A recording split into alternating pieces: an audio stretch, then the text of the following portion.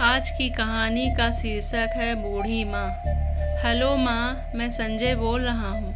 कैसी हो माँ? मैं ठीक हूँ बेटे। ये बताओ तुम और बहू दोनों कैसे हो? हम दोनों ठीक हैं माँ। आपकी बहुत याद आती है। अच्छा सुनो माँ, मैं अगले महीने इंडिया आ रहा हूँ तुम्हें लेने। क्या? हाँ माँ, अब हम सब साथ ही रहेंगे।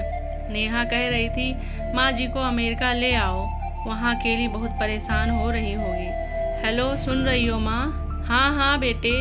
बूढ़ी आंखों से खुशी की अश्रुधारा बह निकली। बेटा और बहू का प्यार नस नस में दौड़ने लगा। जीवन के 70 साल गुजार चुकी सावित्री ने जल्दी से अपने पल्लू से आंसू पोंछे और बेटे से बात करने लगी। पूरे 2 साल बाद बेटा घर आ रहा था।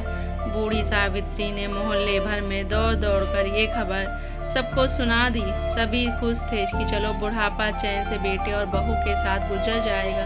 संजय अकेला आया था। उसने कहा कि माँ, हमें जल्दी ही वापस जाना है, इसलिए जो भी रुपया पैसा किसी से लेना है वो लेकर रख लो, और तब तक मैं किसी प्रॉपर्टी डीलर से मकान की बात करता हूँ। मकान? माँ ने पूछा। हाँ माँ, अब ये मकान बेचना पड़ेगा, वरना कौन इसकी देखभाल करेगा? हम सब तो अब अमेरिका में ही रहेंगे। बूढ़ी आंखों ने मकान के कोने कोने को ऐसे निहारा जैसे किसी अबोध बच्चे को सहला रही हो। आनन फानन और औने पौने दाम में संजय ने मकान बेच दिया। सावित्री देवी ने वो जरूरी सामान समेटा जिससे उनको बहुत ज़्यादा लगाव था। एयरपोर्ट पहुंचकर संजय ने कहा, माँ तुम यहाँ बैठो, मैं अंदर जाकर सामान की जांच और बोर्डिंग और वीज़ा का काम निपटा लेता हूँ। ठीक है बेटे। सावित्री देवी वहीं पास की बेंच पर बैठ गई। काफ़ी समय बीत चुका था। बाहर बैठी सावित्री देवी बार बार उस दरवाजे की तरफ देख रही थी जिसमें संजय गया था, लेकिन अभी तक बाहर नहीं आया। शायद अंदर बहुत भीड़ होगी, सोचकर बूढ़ी आंखें फिर से टकटकी लगाए देखने लगी। अंधेरा हो चुका था। एयरपोर्ट के बाहर गहमा गहमी कम हो चुकी थी। माँ जी किसी से मिलना है? एक कर्मचारी ने वृद्धा से पूछा।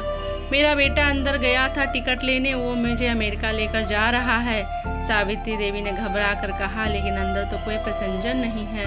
अमेरिका जाने वाली फ्लाइट तो दोपहर में ही चली गई। क्या नाम था आपके बेटे का? कर्मचारी ने सवाल किया। संजय। सावित्री के चेहरे पर चिंता की लकीरें उभर आई। कर्मचारी अंदर गया और कुछ देर बाद बाहर आकर बोला, माँ जी, आपका बेटा संजय तो अमेरिका जाने वाली फ्लाइट से कब का जा चुका। क्या?